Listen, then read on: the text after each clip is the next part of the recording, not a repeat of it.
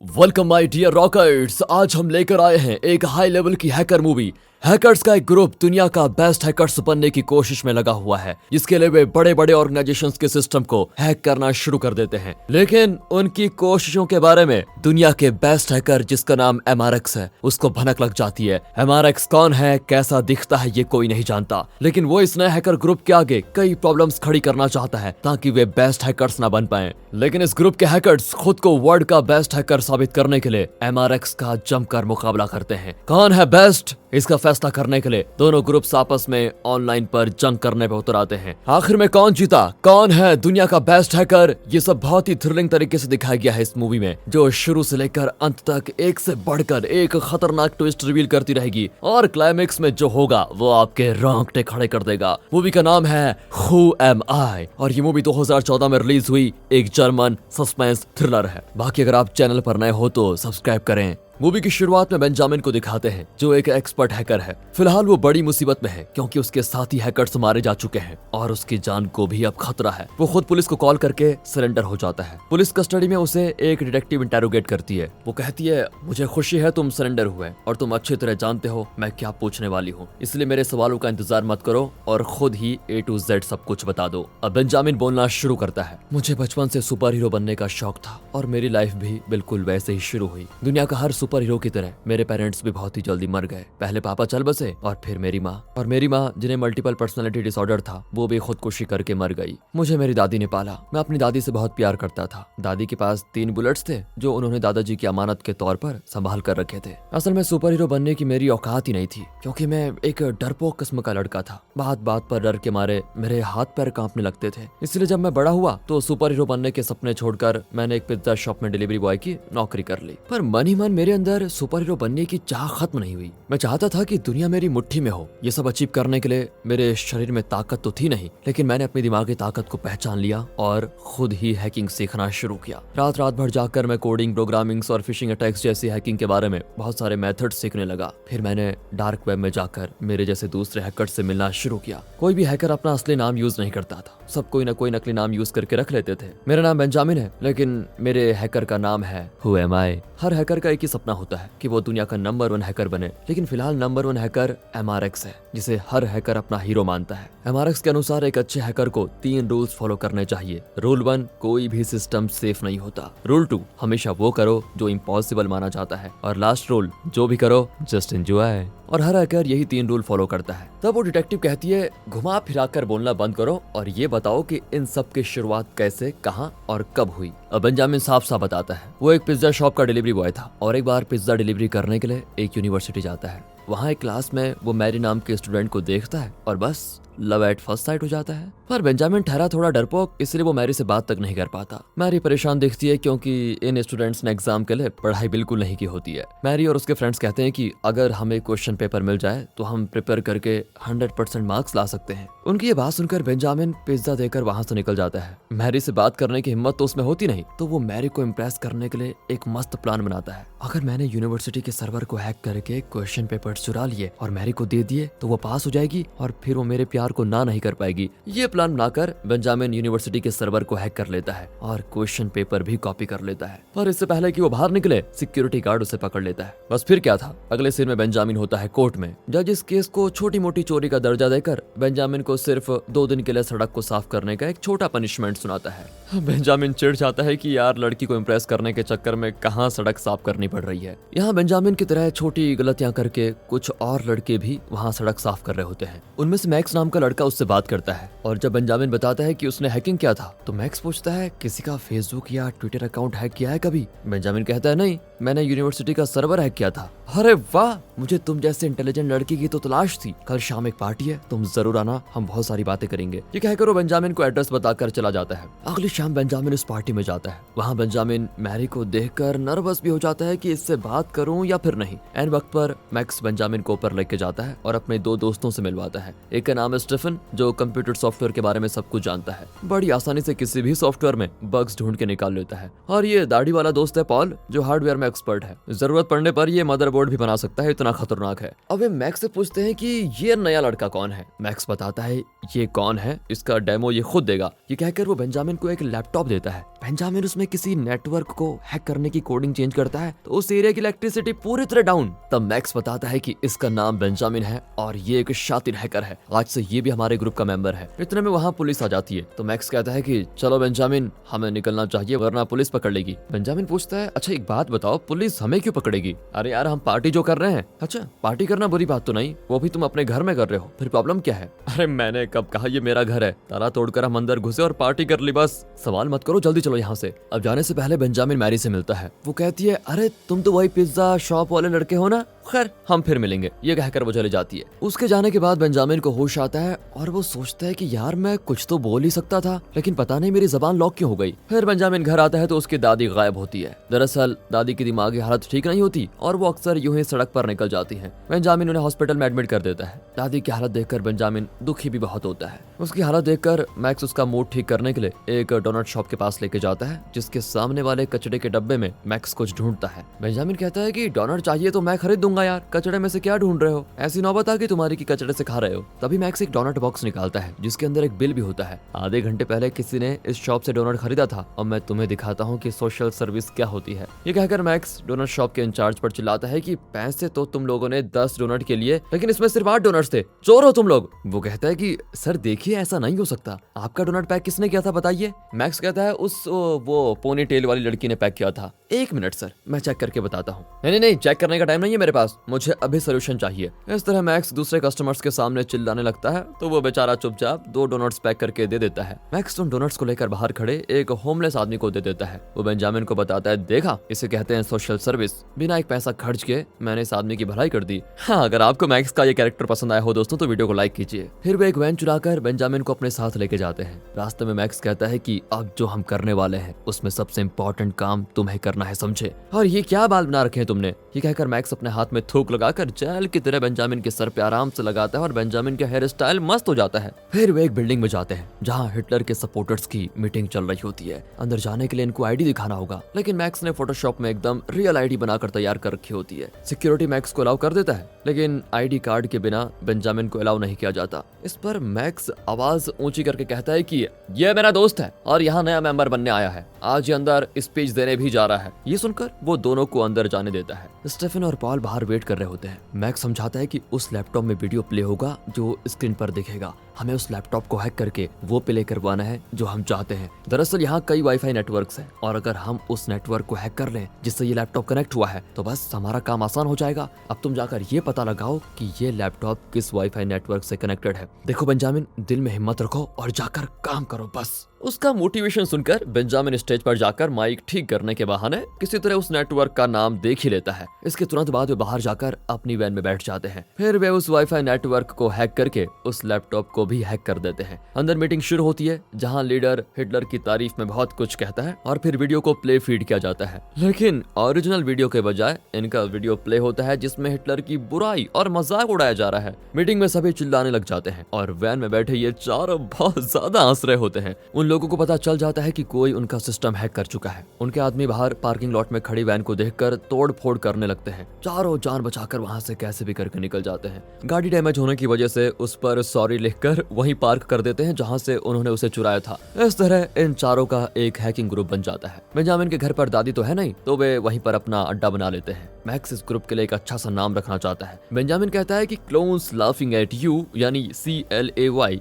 हाँ, ये नाम मैक्स को बहुत पसंद आता है और यही नाम हो जाता है इनके ग्रुप का फिक्स। अब सबको बताना होगा कि क्ले नाम का एक नया हैकर ग्रुप बना है, इसलिए वे एक छोटा सा वीडियो शूट करते हैं। एक जोकर मास्क पहनकर वे अपना इंट्रो देते हैं। हम हैं नए हैकर्स, हमारे ग्रुप का नाम है क्ले। ये मेरा अंगूठा उन लोगों के लिए है जो हम पर विश्वास करते हैं। ये मेरी रिंग फिंगर उन लोगों के लिए है जो हमें सपोर्ट करते हैं। इंडेक्स फिंगर हमारी फैमिली के लिए, ये छोटी उंगली हमारी फ्रेंड्स के लिए, और बचा ये मिडिल फिंगर ये हमारे हेटर्स के लिए ऑफ कोर्स। ये लोग क्लोजअप में दिखाता हूँ। इस तरह एक वीडियो तैयार करके वे अपना काम शुरू कर देते हैं। अब वे एक बड़े बैंक का सर्वर हैक करके उसकी ऐसी हालत कर देते हैं कि उनका share market graph middle finger की तरह दिखने लग जाता है। फिर वे एक फार्मास्यूटिकल कंपनी को हैक करते हैं। ये कंपनी एनिमल्स को मारकर उनकी बॉडी से केमिकल्स निकालकर मेडिसिन बनाती है। वे उस कंपनी की लाइटिंग नेटवर्क को हैक करके कुछ ऐसा कर देते हैं कि उस बिल्डिंग पर लाइट से लिखा होता है वी किल्स एनिमल्स। वैसे क्ले ग्रुप किसी का नुकसान नहीं करता, लेकिन वे दुनिया को दिखाना चाहते हैं कि आपके सिस्टम सेफ नहीं है, उनको सेफ रखिए। लेकिन जब तक हम हैं तब तक वो सेफ कैसे रहेंगे? मीडिया में हर तरफ इन्हीं की चर्चा होने लग जाती है। ये सब देखकर क्ले ग्रुप बहुत ही खुश होता है। अब वे जानना चाहते हैं कि डार्क वेब का राजा MRX उनके बारे में क्या सोचता है। ये जानने के लिए वे डीप वेब में जाते हैं तो बाकी हैकर्स MRX से पूछते हैं कि क्ले नाम का एक नया हैकर्स ग्रुप शुरू हुआ है, इसके बारे में आपका क्या ख्याल है? MRX रिप्लाई करता है, क्ले वो क्या होता है? और इस पर सारे हैकर्स हंसने लग जाते हैं। मैक्स को बहुत गुस्सा आता है कि MRX ने उनका मजाक उड़ाया। वो अपने दोस्तों से कहता है कि हमें कुछ अब ऐसा खतरनाक करना होगा कि MRX और बाकी हैकर्स समझ जाएं कि हम नंबर 1 हैं। दूसरी ओर साइबर क्राइम की एक डिटेक्टिव फ्रेंड्स नाम के एक हैकर ग्रुप को पकड़ने की कोशिश में लगी हुई है। फ्रेंड्स ग्रुप ने जर्मनी के मिलिट्री सर्वर को हैक करने की कोशिश की थी और इस फ्रेंड्स ग्रुप में भी 4 हैकर्स हैं। उनके हैकर्स नेम है सीडेट, टोबोट, क्रिप्टन और चौथे का नाम इन्हें अभी पता नहीं चला। डिटेक्टिव अपनी टीम को बता रही होती है कि जल्द से जल्द इन्हें पकड़ना होगा। दूसरी ओर क्ले ग्रुप मजे कर रहा होता है। बेंजामिन को मैरी से बात करने का मौका भी मिल जाता है, लेकिन हमेशा की तरह वो मैरी को ताकता रह जाता है और मैरी बेचारी घर चली जाती है। इसी बीच MRX क्ले ग्रुप को एक गिफ्ट भेजता है जो कि बच्चों का खिलौना है। वो इन्हें बताना चाहता है कि हैकिंग की दुनिया में बेटे तुम अभी सिर्फ दूध पीते बच्चे हो, तुम कुछ इम्पॉसिबल काम करके दिखाओ फिर सोचेंगे। इस पर बाकी हैकर्स बहुत ज्यादा हंसते हैं। ये सब कुछ इंटरनेट के डार्क वेब में चल रहा होता है। मैक्स तो बहुत चिढ़ जाता है कि हमें कुछ ना कुछ करके उस MRX को नीचा दिखाना ही होगा। हमें प्रूफ करना होगा कि हमारे लिए कुछ भी इम्पॉसिबल नहीं है। बेंजामिन कहता है कि काम करते हैं, हम गवर्नमेंट के सीक्रेट सर्विस सर्वर को हैक करेंगे जो आज तक किसी भी हैकर ने नहीं किया, लेकिन हम पकड़े गए तो जान भी जा सकती है। बेंजामिन कहता है कि हम गवर्नमेंट के सीक्रेट सर्विस का डाटा चुराने नहीं जा रहे हैं, हम सिर्फ उनका सर्वर हैक करके उनके प्रिंटर को एक कमांड देंगे जिससे सभी को हमारी हैकिंग स्किल्स का पता चलेगा। फिर हम MRX से भी आगे निकल जाएंगे और डार्क वेब के बेस्ट हैकर्स बन जाएंगे। सभी को उसका आइडिया बहुत ही पसंद आता है और वे तुरंत काम पे लग जाते हैं। पहले वे एक फिशिंग अटैक से शुरू करते हैं। वे सिक्योरिटी सर्विस ऑफिस के एक एम्प्लॉय का ईमेल एड्रेस पता लगाकर उसे एक हार्मलेस दिखने वाला लिंक भेजते हैं। अगर ये लिंक को क्लिक कर देती है तो इसके जरिए वे मेन सर्वर को हैक कर सकते हैं। लेकिन सिक्योरिटी सर्विस के सिस्टम्स इतने सिक्योर होते हैं कि वो औरत चाहकर भी उसे क्लिक नहीं कर पाती। ये प्लान फ्लॉप हो जाने की वजह से वे डायरेक्टली वहाँ के सर्वर रूम में जाकर बग फिक्स करने का फैसला करते हैं। बेंजामिन किसी तरह उस सर्वर रूम में घुसता है और बग फिक्स करना शुरू करता है। बाकी लोग यहाँ के CCTV कैमरा नेटवर्क को अपने कंट्रोल में ले लेते हैं ताकि इनकी पहचान किसी को पता न चले। आखिर बेंजामिन उसमें बग फिक्स कर ही देता है और अब पूरा सर्वर इनके कंट्रोल में आ चुका है। काम खत्म करके वे निकल ही रहे होते हैं कि बेंजामिन वो करता है जो उसे नहीं करना चाहिए था। वो सिक्योरिटी सर्वर का छोटा सा डाटा कॉपी कर लेता है, लेकिन उसके दोस्त ये बात नहीं जानते। फिर चारों वहां से निकल जाते हैं। अगले दिन उस ऑफिस के सभी प्रिंटर्स में एक ही मैसेज प्रिंट होता है कि यहाँ क्ले ग्रुप आया था। यहाँ का कोई भी सिस्टम सेफ नहीं है, सभी हक्के बक्के रह जाते हैं। यहाँ क्ले ग्रुप पार्टी मना रहा होता है क्योंकि उन्होंने वो कर दिया जिसके बारे में कोई और हैकर ग्रुप सोच भी नहीं सकता। बेंजामिन मैरी को अपने दिल की बात बताने जाता है तो वो देखता है कि वो मैक्स को किस कर रही है। बेंजामिन को बहुत गुस्सा आता है और वो पार्टी के बीच घर लौट जाता है। मैक्स, स्टीफन और पॉल भी वहाँ पर आ जाते हैं। उनकी समझ में नहीं आता कि बेंजामिन अचानक इतना अजीब बिहेव क्यों कर रहा है। वे दरवाजा पीटते हैं लेकिन बेंजामिन नहीं खोलता और चिल्लाता है कि आज के बाद मैं क्ले ग्रुप का हिस्सा नहीं हूँ, चले जाओ तुम लोग। फिर वो डार्क वेब में जाकर MRX से अकेले में चैट करता है और उसे बताता है कि तुम खिलौना किसे भेज रहे थे MRX, ये देखो सीक्रेट सर्विसेज का डाटा हमने चुरा लिया है, अब बोलो नंबर 1 तुम हो या हम। इस तरह बेंजामिन MRX को रॉब दिखाने लग जाता है। दूसरी ओर डिटेक्टिव सिक्योरिटी सर्विस की बिल्डिंग में पहुंच जाती है। उस बिल्डिंग के पास उन्हें फ्रेंड्स ग्रुप के एक मेंबर की लाश मिलती है जिसका नाम क्रिप्टन था। यहाँ मैक्स और उसके दोस्त दरवाजा खोलकर बेंजामिन के घर में घुस जाते हैं। मैक्स पूछता है तुम कुछ बोलोगे भी या यूं ही मुंह बंद बनाकर बैठे रहोगे। बेंजामिन चिल्लाता है कि मैं मैरी से बहुत प्यार करता हूँ लेकिन तुमने उसे मुझसे छीन लिया, और इस पर मैक्स भी उस पर चिल्लाता है और दोनों में हाथापाई शुरू हो जाती है। मैक्स तो बेंजामिन के मुंह पर मुक्का मार देता है। तभी अचानक टीवी पर बताते हैं कि फ्रेंड्स ग्रुप का क्रिप्टन मारा गया है और उसका कत्ल किया है क्ले नाम के एक नए हैकर ग्रुप ने। ये सुनकर चारों चौंक जाते हैं। इतने दिन तक वे नंबर 1 हैकर बनना चाहते थे लेकिन अब उन्हें कातिल बना दिया गया है। किसी की समझ में नहीं आता कि इनका नाम इस कत्ल में कैसे आया। तब बेंजामिन बताता है कि इस मुसीबत की जड़ मैं हूँ। दरअसल बेंजामिन ने सिक्योरिटी सर्विस के सर्वर का डाटा कॉपी करके रॉब दिखाने के लिए एमआरएक्स को दे दिया था, लेकिन उस डाटा से पता चला कि क्रिप्टन एक डबल एजेंट है जो फ्रेंड्स ग्रुप का आदमी नहीं बल्कि गवर्नमेंट का खुफिया है, जो फ्रेंड ग्रुप में रहकर उनकी इन्फॉर्मेशन गवर्नमेंट को देता है। इस इन्फॉर्मेशन का पता चलते ही एमआरएक्स ने अपने आदमियों के द्वारा क्रिप्टन का कत्ल करवा दिया, लेकिन इल्जाम लग गया इन सभी पर, क्योंकि सिक्योरिटी सर्विस के प्रिंटर्स में उन्होंने छाप दिया था कि यहाँ पर क्ले ग्रुप आया था और अब क्ले ग्रुप दुनिया का मोस्ट वांटेड हैकर्स ग्रुप बन चुका है। मैक्स बेंजामिन को काफी सुनाता है कि देख लिया, हम लोग सिर्फ हैकिंग मजे के लिए करना चाहते थे, लेकिन तुमने तो हमें क्रिमिनल्स बना दिया है। बेंजामिन कहता है इस वक्त पुलिस का ध्यान फ्रेंड्स ग्रुप को पकड़ने में ही है। मुझे लगता है कि एमआरएक्स और फ्रेंड्स का कोई कनेक्शन जरूर है। अगर हमें किसी तरह एमआरएक्स को इसमें फंसा दिया तो अपना नाम यहाँ से क्लियर हो जाएगा। अब इसके लिए वे एक पब्लिक सिस्टम से डीप वेब के अंदर जाकर एमआरएक्स को कांटेक्ट करने की कोशिश करते हैं। पब्लिक सिस्टम को पुलिस आसानी से ट्रैक कर सकती है, इसलिए बेंजामिन उसमें ऐसा बग फिक्स करता है कि सिस्टम का आईपी एड्रेस लगातार बदलता रहे। लेकिन ऐसी बात नहीं है, पुलिस में भी तो एक्सपर्ट हैकर होते हैं जो इन आईपी एड्रेसेस के आधार पर बेंजामिन की एग्जैक्ट लोकेशन का पता लगा लेते हैं। फिर क्या था, डिटेक्टिव अपनी टीम को भेजकर बेंजामिन की लोकेशन की ओर बढ़ती है। इसी बीच बेंजामिन एमआरएक्स को कांटेक्ट कर ही लेता है। एमआरएक्स मान लेता है कि वाह, तुम लोग सच में बहुत ही टैलेंटेड हैकर्स हो, लेकिन तुम्हें मेरा एक काम करना होगा। और जब तक डिटेक्टिव वहां पर पहुंचती, क्ले ग्रुप वहां से निकल चुका था। दरअसल ये बेंजामिन की चाल थी। उसने जानबूझकर पब्लिक सिस्टम से एमआरएक्स को कांटेक्ट किया ताकि पुलिस उन्हें ट्रैक करे। अब एमआरएक्स ने इन्हें काम दिया है, मतलब पुलिस को यही लगेगा कि एमआरएक्स ही इनका बॉस है और उसके कहने पर क्ले ग्रुप ने ये सब कुछ किया। यहाँ डिटेक्टिव इस नतीजे पर पहुंचती है कि फ्रेंड्स ग्रुप का वो चौथा मेंबर और कोई नहीं एमआरएक्स है। उसका जल्द से पता लगाना होगा। इस तरह बेंजामिन एमआरएक्स को इस केस में फंसाने में हो जाता है सफल। अब उसे पता लगाना है कि असल में एमआरएक्स है कौन। एमआरएक्स ने क्ले ग्रुप को यह काम दिया था कि उन्हें यूरोपोल नाम की एक इंटरनेशनल एंटी क्राइम एजेंसी को हैक करना होगा, लेकिन ये इतना आसान नहीं है क्योंकि वहाँ के सिस्टम्स बहुत ही सिक्योर होते हैं। इस बार भी वे साइबर अटैक करते हैं, लेकिन बात नहीं बनती। फिर वे खुद ही उस ऑफिस में जाने की कोशिश करते हैं, लेकिन मैक्स के हाथ में चोट लग जाती है। इन्हें अंदर जाने का कोई रास्ता नजर नहीं आता। अब एक दिन कुछ स्टूडेंट्स उस बिल्डिंग के बाहर आ रहे होते हैं। एक स्टूडेंट का विजिटिंग पास नीचे गिर जाता है। बेंजामिन तुरंत उसे उठाकर एक स्टूडेंट की तरह अंदर जाने की परमिशन मांगता है और कहता है कि मैं अपना पर्स अंदर भूल गया हूँ। गार्ड पूछता है एक बात बताओ, तुम्हें इतनी चोट कैसे लगी? सर, पर्स खोने की वजह से मेरे पापा ने मुझे बहुत मारा, उसी की चोट है। ठीक है, जाओ और जल्दी पर्स लेकर आ जाओ। ये कहकर वो बेंजामिन को अंदर अलाउ कर देता है। बेंजामिन वहां जाकर एक फेक नेटवर्क को बग की तरफ फिक्स करता है। फेक नेटवर्क यानी कि फेक वाईफाई। अगर यहाँ के स्टाफ गलती से इस फेक नेटवर्क को ऑफिशियल नेटवर्क समझकर लॉगिन करे तो उनका लॉगिन पासवर्ड सब कुछ बेंजामिन को मिल जाएगा। इस तरह वे एक सिस्टम को हैक करने में सफल हो जाते हैं और उसके जरिए मेन सर्वर को कर लेते हैं हैक। फिर उसका सारा डाटा कॉपी करके उसे एमआरएक्स के हवाले कर देते हैं। लेकिन डाटा देने से पहले बेंजामिन उसमें एक ऐसा बग लगाता है कि जब एमआरएक्स वो डाटा खोलेगा तो उसकी लोकेशन, उसकी असली पहचान, ये सब बेंजामिन को मिल जाएगी। एमआरएक्स बेंजामिन को एक प्राइवेट चैनल पर बुलाता है। उसे एक्सेस करने के लिए बेंजामिन को एमआरएक्स का दिया हुआ की यूज करना होगा। बेंजामिन उस की को यूज करके उस प्राइवेट चैनल में एंटर करता है, लेकिन जब बेंजामिन बग वाला डाटा एमआरएक्स को सेंड करता है तो एमआरएक्स उसे रिसीव करने के बजाय रिजेक्ट कर देता है और कहता है कि बेटा, मैं इतना बेवकूफ भी नहीं हूँ। मैं जानता हूँ कि इस डाटा में बग है,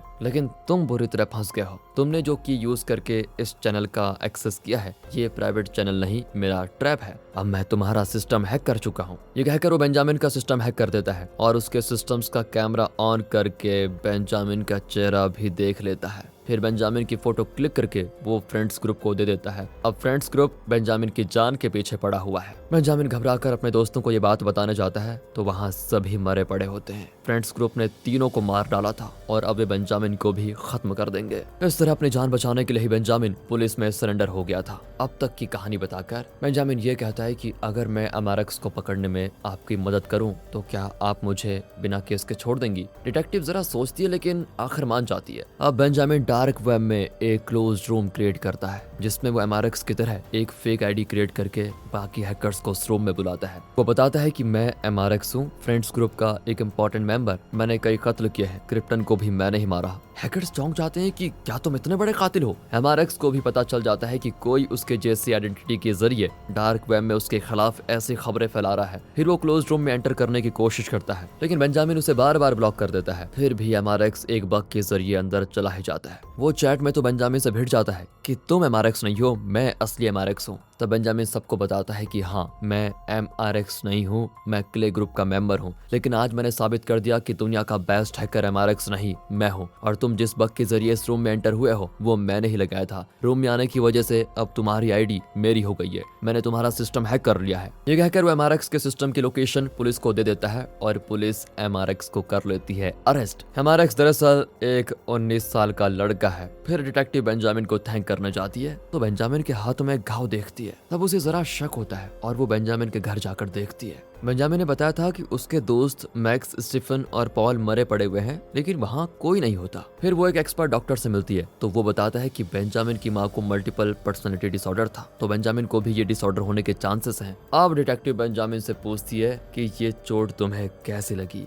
बेंजामिन कहता है कि मुझे कुछ याद नहीं है। डिटेक्टिव कहती है कि तुमने मुझे जो कहानी सुनाई उसमें एक चोट मैक्स के हाथ में लगी थी। मैक्स नाम का कोई है कि नहीं, या फिर तुम ही मैक्स हो? सिर्फ मैक्स नहीं, स्टीफन, पॉल, मैरी सब तुम्हारी इमेजिनेशन है, तुम्हें भी मल्टीपल पर्सनालिटी डिसऑर्डर है। ये सुनकर बेंजामिन का सर चकराने लगता है क्योंकि उसे वो सारे कैरेक्टर्स रियल लगे थे, हालांकि वो खुद ही उन 4 कैरेक्टर्स को जी रहा था। उसकी हालत देखकर डिटेक्टिव को उस पर बहुत तरस आता है और वो कहती है तुमने जानबूझकर कोई गलती नहीं की, आगे से ये हैकिंग छोड़ दो तभी तुम चैन से रह पाओगे। बेंजामिन भी सब कुछ छोड़कर एक नई लाइफ शुरू करता है। तब मैरी, मैक्स, स्टीफन और पॉल उसके पास आते हैं। मैक्स कहता है कि वाओ, आखिर हमारा प्लान सफल हो ही गया। ये सब कुछ बेंजामिन की इमेजिनेशन है ना? नहीं, यहाँ खुलता है एक खतरनाक ट्विस्ट। ये चारों इमेजिनेशन नहीं, सच में बेंजामिन के दोस्त हैं। और अब फ्लैशबैक में दिखाते हैं कि बेंजामिन अपने दोस्तों को बताने आया था कि MRX ने उसकी लोकेशन ट्रेस कर ली है। उसने डिटेक्टिव को बताया कि जब वो घर पहुंचा तो तीनों दोस्त मरे पड़े थे, लेकिन ये सच नहीं था, तीनों जिंदा थे। और तब उन्होंने एक प्लान बनाया कि बेंजामिन पुलिस में सरेंडर होगा और बताएगा कि मेरे दोस्तों को MRX ने मार डाला। तुम्हारे बर्ताव से पुलिस को यकीन हो जाना चाहिए कि तुम्हें मल्टीपल पर्सनैलिटी डिसऑर्डर है, जो कि तुम्हारी माँ को भी था। फिर MRX को पकड़ने में तुम पुलिस की मदद भी करना, जिससे तुम पर उनका विश्वास और हो जाएगा। तो बेंजामिन कहता है कि ठीक है, वो सब तो ठीक है, लेकिन चोट तो तुम्हें आई थी, मेरे हाथ में चोट नहीं लगी है, तो पुलिस को शक होगा। इस पर बेंजामिन के हाथ पर एक कील ठोक देते हैं, जिससे उससे भी वैसे ही चोट आ जाती है जैसे मैक्स को लगी थी। इस तरह से जितने भी डिटेक्टिव लोग थे सभी को यकीन हो गया कि बेंजामिन को वाकई मल्टीपल पर्सनैलिटी डिसऑर्डर है, इसलिए उसने बेंजामिन को अरेस्ट नहीं किया। अब ये लोग एक नई जगह पर एक नई आइडेंटिटी के साथ रह रहे हैं। दुनिया का बेस्ट हैकर्स ग्रुप अब दुनिया की नजरों में इनविजिबल हो गया। मैक्स मैरी के बारे में सीरियस नहीं था तो वो बेंजामिन से प्यार करती है। अगर कोई नया हैकर आए और उसने क्ले ग्रुप से ऊंचा उठने की कोशिश की तब क्ले ग्रुप फिर से एक्टिव होगा। अब वीडियो आपको कैसी लगी, एक्सप्लेनेशन कैसा लगा, कमेंट करके बताइए। मिलते हैं अगली वीडियो में, तब तक के लिए गुड बाय, ख्याल रखिए अपना, and finally thanks for watching. और आप हैकिंग से बचिए।